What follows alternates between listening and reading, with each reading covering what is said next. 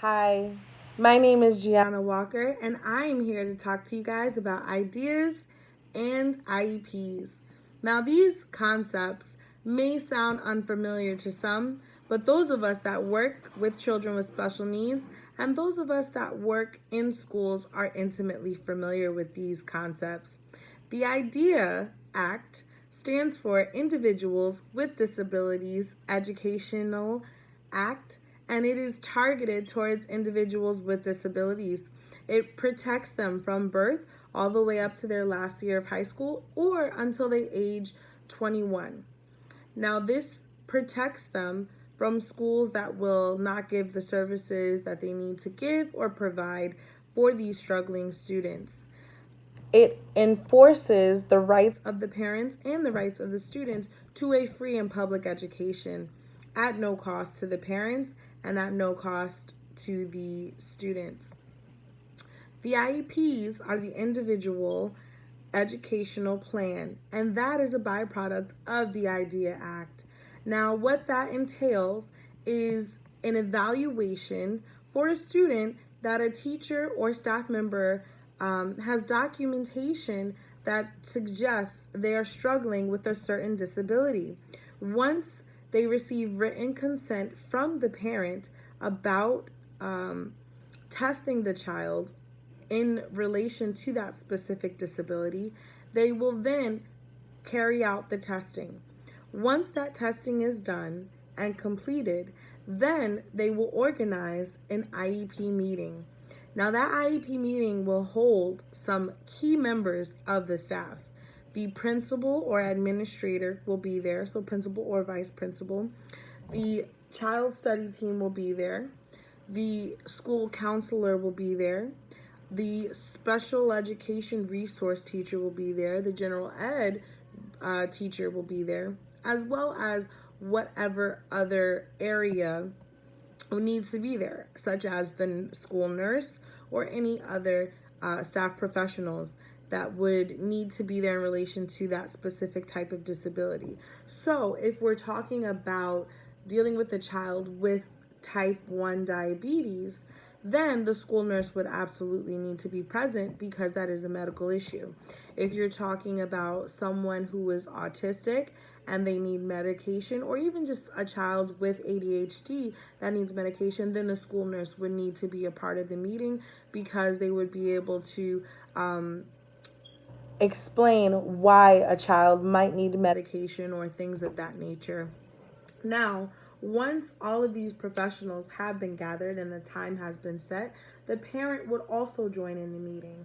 Once the written documentation from the teachers who work with the child on a regular basis, who saw the need for an evaluation, provide their written documentation stating that this child is struggling in this specific manner, then the conversation becomes open to all the other professionals.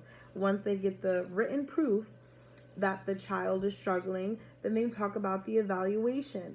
And once they talk about the evaluation, they can either affirm or deny the child struggling with a certain type of disability. I'm going to use the example of dyslexia. Now, if the child, based on the recommendation of the teacher and on the written documentation, says that they struggle with dyslexia, and the child study team or the members of the staff who tested said child can confirm that, then what comes next is a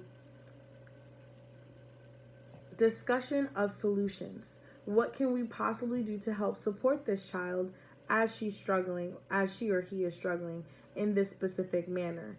And that is where the resource teachers come in. There's resource teachers for math, resource teachers for reading and writing, and they help by giving individualized attention to those struggling students and using a smaller classroom size to help effectively teach the student and give them a chance to exercise the skill that they're trying to be taught.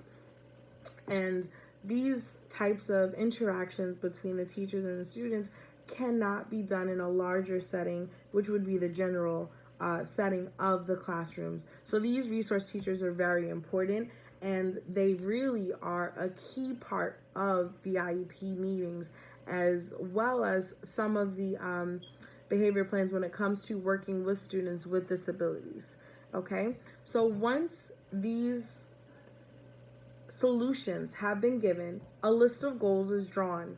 And so, in discussing with the parents and the teachers and the child study team and all of the members of the staff that are involved, they will come up with a list of goals, academic or behavioral, depending upon the disability, that they would like to see their child succeed in.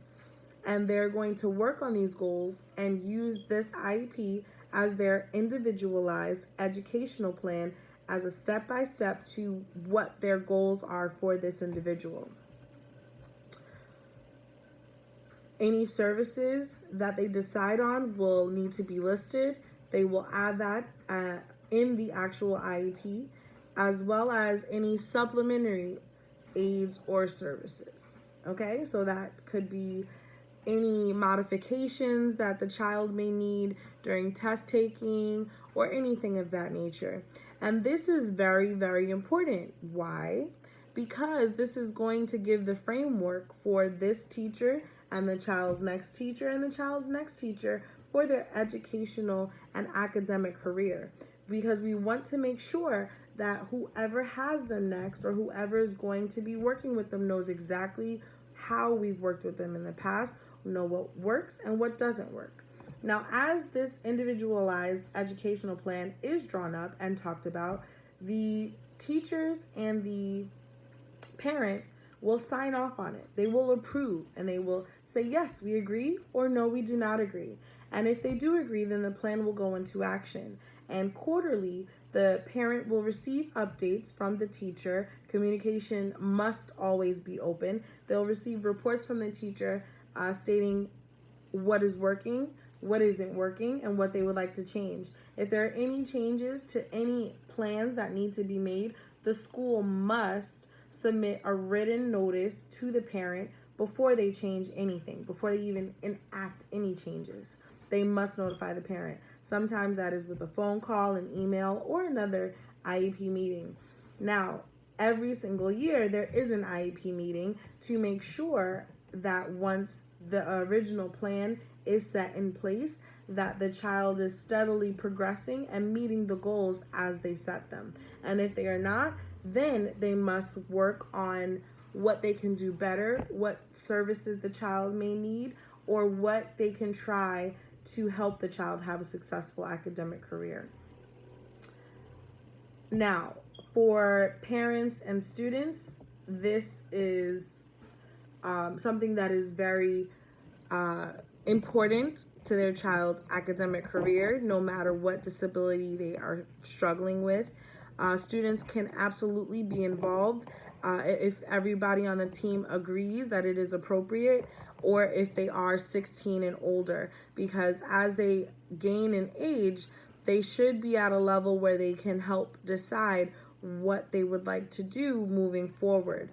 Okay, as I said before, the IDEA Act covers them from their from birth to the last year of high school or until they age 21, whichever one comes first. And with aging out of high school or graduating high school comes a transition between being a child and student and being an adult, right? And so sometimes, there's adult services that can help parents with children struggling with autism, and they can help give them another regimented way to help them learn skills that they will need to learn in their life, okay? And give them skills that they would need to help and strategies to help them cope with some of the things that they struggle with.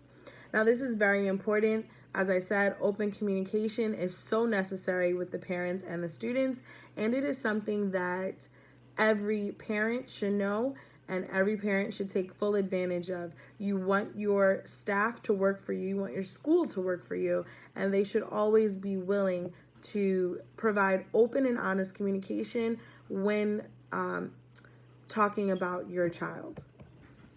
So I hope you learned a little bit about IEPs and the IDEA Act, and why it is so important to know your rights, to exercise your rights, and to just know what is available, what help is available out there for your child, especially if they're struggling with a disability. Again, my name is Gianna Walker. I hope you learned a lot. I know I did, even just sharing this with you. And stay tuned for the next video.